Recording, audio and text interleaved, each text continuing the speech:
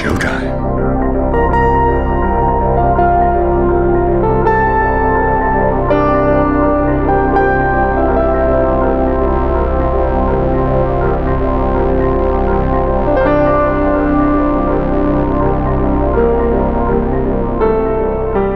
The art form of animation has given us some of the most sincere and moving stories of our time.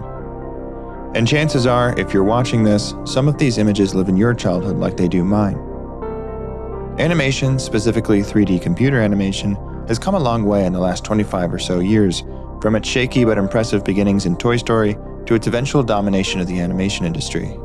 However, as 3D animation continues to soar to new technological heights and stun us with its photorealistic capabilities, one has to wonder, when does realistic animation get too photorealistic? First, we have to ask, why tell any story in animation rather than live action in the first place, especially when animation is so difficult and expensive to produce? Animation, of course, has a broad market appeal, which makes it very lucrative for studios, because 1 million parents across the country will take their kids to see the latest cute and family-friendly animated film, regardless of if it's actually any good. Which is why Minions can make $1 billion without having an actual plot.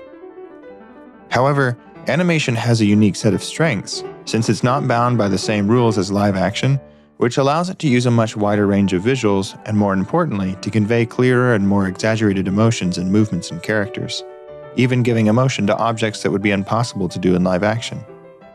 The suspension for disbelief for these things is stronger and more flexible in animation, since the audience understands that what they're looking at is not reality, but essentially imaginative paintings, drawings, and computer simulations.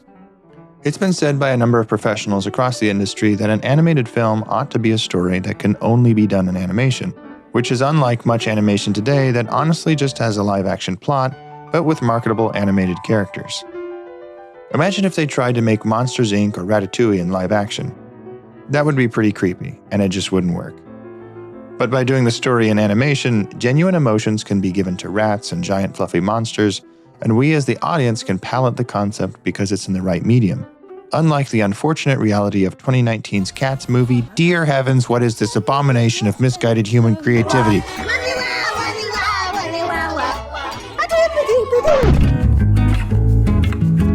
The main target of this probe is Pixar.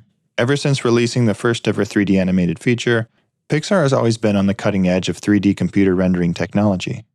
Although it's not like Pixar and every other studio is only pushing towards a very realistic style currently, Pixar's advances into increasingly realistic animation does raise some interesting questions, especially in the following examples. In both Soul and Toy Story 4, the animation was undeniably gorgeous, but at times some of the shots looked uncannily similar to live action, with its photographic shallow depth of field, imitation lenses, and hyper-realistic surface textures.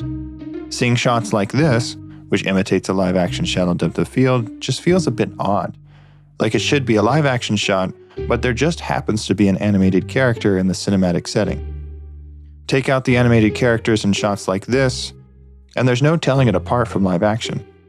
And with the level of detail and realistic surface texture on the characters, it almost felt as if Woody, Bo Peep, and the other toys were actually real dolls in a photographic environment. I feel like I shouldn't be able to see every stitch of the fabric in Woody's clothes, and even the little tufts of cotton coming out of the fabric. Nerdwriter's video about the live-action cinematography techniques in Toy Story 4 is very informative, diving into the type of lenses they've been able to imitate and the realism they recreated, including the bokeh effect inherent in anamorphic lenses, and even the fact that every single light bulb of this shot was meticulously simulated in the virtual animated set. Impressive? Sure. But at some point, take animated realism far enough, and one could feasibly just film a live-action background and put animated characters on top of it, which defeats the purpose of animating it in the first place. Contrast these scenes with the city in Toy Story 2. Although this is pretty early after the advent of 3D animated movies, and it looks a little rough in today's standards, at least we can easily tell that it is in fact animation. Photorealistic details aren't only found in Pixar though, as technology has advanced for studios everywhere. It simply doesn't reflect the simplicity and distilling of detail that animation excels at for the strength of its story. Industry legend Chuck Jones states it well. Animation means to invoke life, not to imitate it.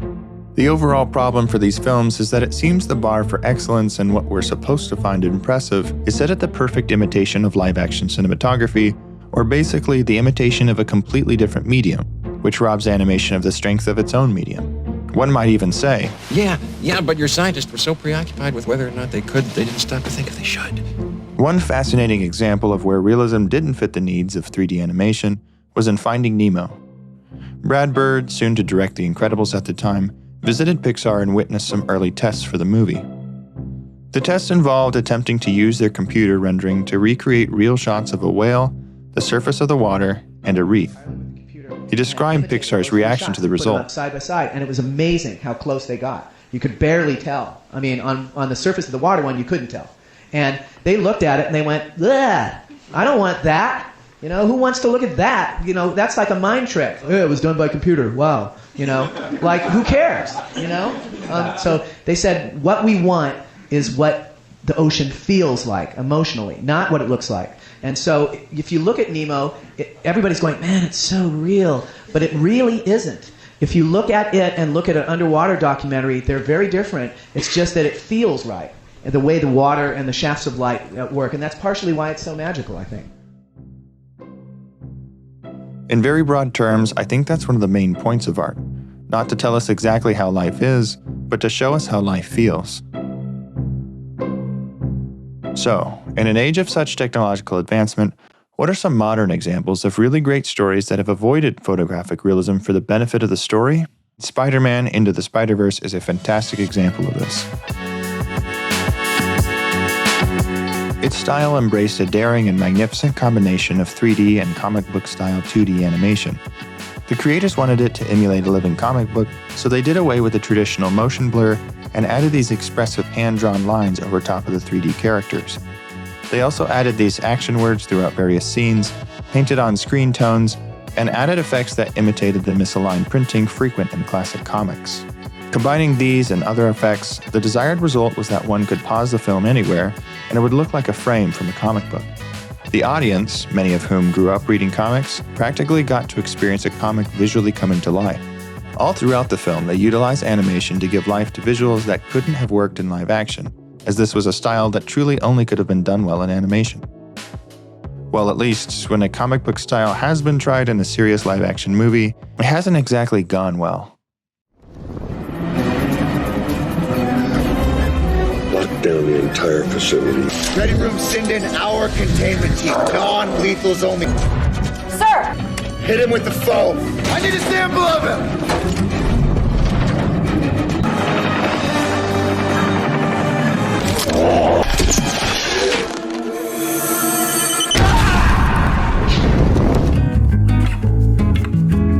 If you thought Spider-Verse was an excellent example of the strengths of animation, may I present to you this.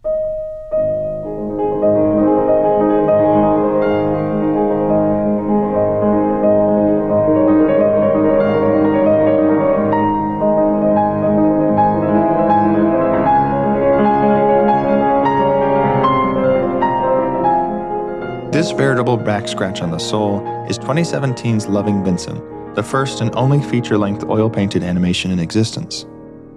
Like Spider-Verse, it sought to bring an art style to life, this one being the style of Vincent van Gogh, for whom the story is told.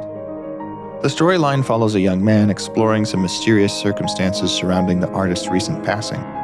The production process included hiring an army of painters to meticulously oil paint each of the 66,000-plus frames of the film. The majority of these were in the style of the artist, but a different style was employed for the flashback sequences. Their process for portraying motion involved painting the first frame of a shot and then altering that painting to progress the movement for each frame. For photographic reference, they filmed the actors playing the scenes and used the footage as their painting reference.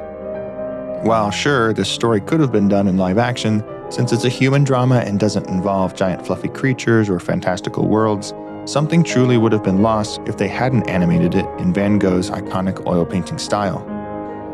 Van Gogh once said, "I want to touch people with my art. I want them to say, he feels deeply, he feels tenderly."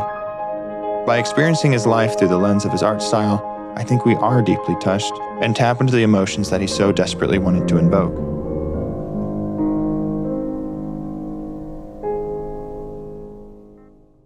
Ultimately, while the lines might be a little blurry on exactly how photorealistic it should get, it's clear animation is at its best when it embraces its strengths of artistry and expression instead of trying to chase the imitation of real life. Examples like Spider-Verse and Loving Vincent really make me excited to think of all the art and illustration styles that could be brought to life with animation. And while Pixar and other studios have occasionally pushed a bit far, and maybe too far, into the realm of photorealism, it's encouraging to see them and other studios continue to explore different styles of animation. Oh, and by the way, those shots I showed you in the beginning, they aren't photos, they're actually frames from an animated movie. Could you tell?